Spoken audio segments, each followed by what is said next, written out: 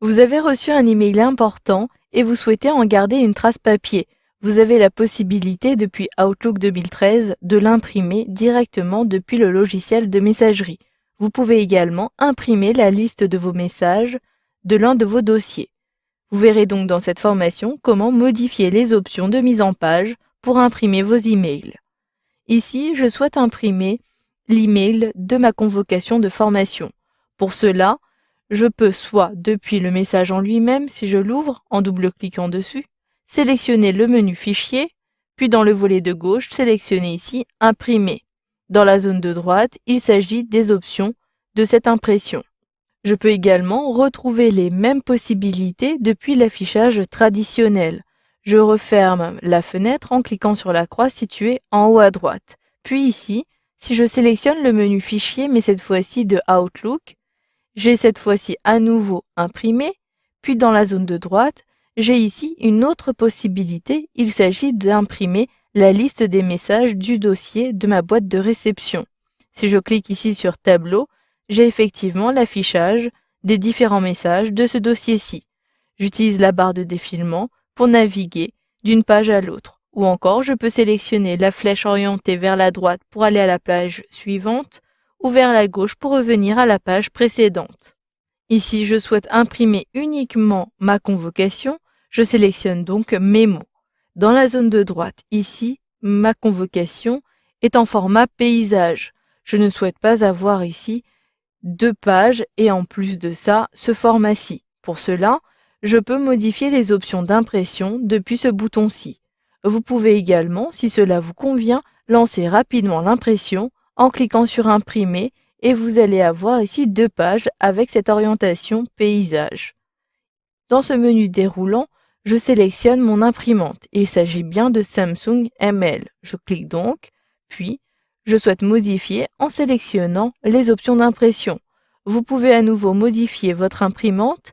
Ici, il s'agit des propriétés de l'imprimante. Un clic et vous avez notamment la qualité du papier ou encore si je sélectionne, vous pouvez modifier la disposition de votre papier. Un clic sur le menu déroulant et je peux choisir l'orientation portrait. Ici, si vous avez plusieurs pages pour imprimer votre email. Ensuite, si vous avez plusieurs pages dans votre email, vous pouvez décider d'avoir une impression en recto verso depuis ce menu déroulant. Choisissez de retourner ou non sur les bords longs ou courts. Je clique à l'extérieur, je ne souhaite pas imprimer en recto verso et vous pouvez modifier également l'ordre d'impression des pages. Ici, je clique sur OK pour valider. Puis, je sélectionne ici OK. Maintenant, je souhaite modifier les options de mise en page. Je sélectionne le bouton mise en page et vous le voyez, à nouveau, j'ai la possibilité entre Tableau et Mémo. Je clique donc sur mise en page. Ici, il s'agit tout simplement du format. Vous avez les titres et ici les champs. Si vous souhaitez modifier l'aspect des titres, cliquez sur Police, puis ici, au bout d'un instant, une fenêtre apparaît. Je peux modifier le style de ma police et notamment modifier la police depuis ce menu ici en utilisant la barre de défilement ou la molette de ma souris. Je sélectionne ici latin, puis j'augmente la taille en sélectionnant 14. Puis je sélectionne ici OK. Vous pouvez procéder de la même façon pour les champs, puis ici il s'agit à nouveau des options concernant votre papier. Vous pouvez choisir le type de papier, ici il s'agit du format A4. Je sélectionne A4. Dans la zone de droite, il s'agit de la taille à nouveau. Puis ici, vous avez à nouveau l'orientation. Je sélectionne bien Portrait. Ensuite, à gauche, je peux modifier les marges. Donc ici, si je souhaite avoir une marge sur le côté ou en bas, je sélectionne au niveau de la marge haute, par exemple, et je saisis 1 à la place de 1,30. Une fois que vous avez modifié les marges, vous pouvez ajouter des informations dans les en-têtes et les pieds de page. Je clique sur en-tête et pieds de page. Dans la première zone, il s'agit des en-têtes. Dans la seconde, des pieds de page.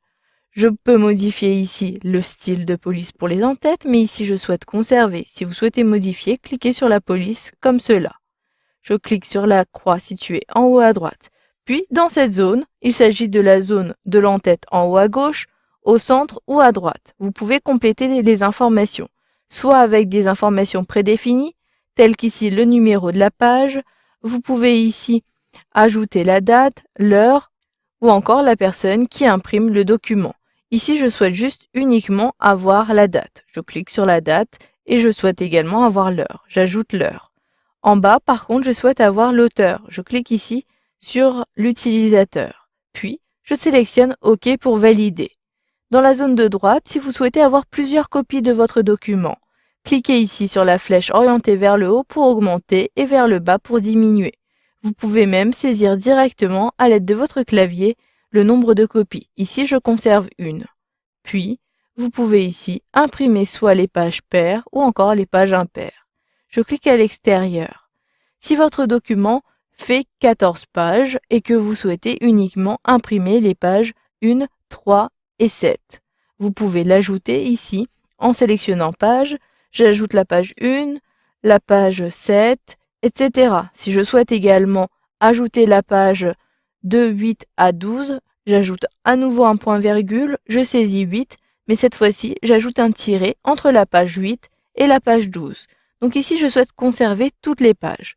Je sélectionne tout, puis pour vérifier mon document, je souhaite, avant de l'imprimer, sélectionner Aperçu. Vous avez ici le document qui apparaît dans la zone de droite. Le titre a bien été modifié. J'ai une orientation portrait. Si je clique ici sur la deuxième feuille, par contre, cette feuille est vide. Je ne souhaite donc qu'imprimer la page 1. Je clique sur les options et ici, je peux choisir uniquement la page 1. Il ne vous reste plus qu'à lancer l'impression en cliquant sur Imprimer. Ici, je ne souhaite pas imprimer. Vous avez une dernière possibilité pour imprimer rapidement un document. Je retourne ici à l'affichage traditionnel.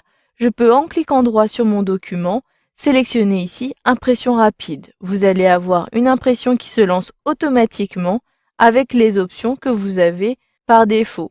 Vous avez donc vu dans cette formation comment imprimer un message ou encore une liste de messages de l'un de vos dossiers d'Outlook 2013.